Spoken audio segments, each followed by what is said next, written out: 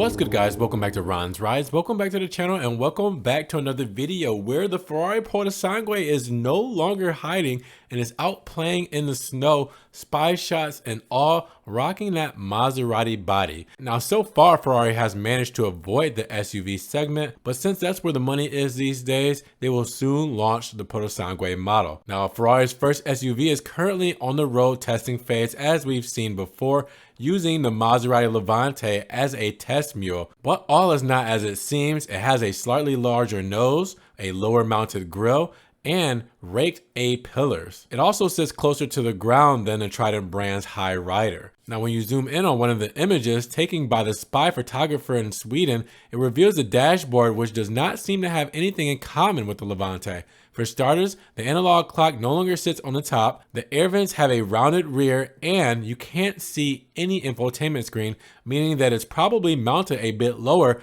than Maserati's 10.1-inch MIA system, or for the Levante, the 8.4-inch MIA system. Maybe it pops up and out with the push of a button, who knows? It's firmly believed that the Purosangue will act as an indirect successor to the GTC for Lusso, which was discontinued last year. Now, Ferrari has detailed a bit of the Purosangue, noting that it'll ride on the company's front mid-engine architecture while engineers work to develop several different powertrains. The SUV will sport a hybrid powertrain, allowing for some pure electric driving, though what will be most exciting is a honking V12 underneath the hood.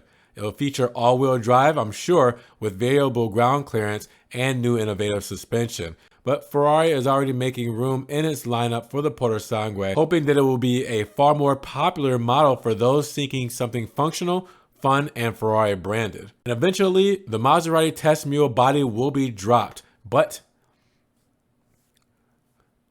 and the production panels will go on, but that shift is probably still months and months away, as we probably won't see the Ferrari Purosangue going on sale until 2023. So with that said, what do you guys think about our up close and personal look at Ferrari's new SUV with new details we haven't yet seen before? Let me know down in the comments below. Now, if you guys did enjoy the video today, make sure you give it a big thumbs up. Giving it a thumbs up will help get it up in the rankings. More people can see it, and we can have a bigger discussion on the new Ferrari Purosangue SUV up close and personal and in the snow. Now, with that said, in case you guys want to help further support the channel, always check the links down below where I have a one-time link donation for my PayPal, Cash App, and Venmo, just in case you guys want to donate $1 or $2 to the channel. You can also help support by checking out the Patreon, being a monthly subscriber there, or check out the Ron's Rides merch, just in case you guys want to get a t-shirt, stickers, hoodies, everything Ron's Rides. Now, you can also check me out on Facebook, TikTok, Instagram, see everything I'm posting, Ferrari, Maserati, and Alfa Romeo that doesn't always make it here to the channel. And make sure you guys subscribe, but click that notification bell so you don't miss one Ron's Rides video. With that said, you guys be blessed, have a great day. We will talk to you guys in the next Ron's Rides video. Peace.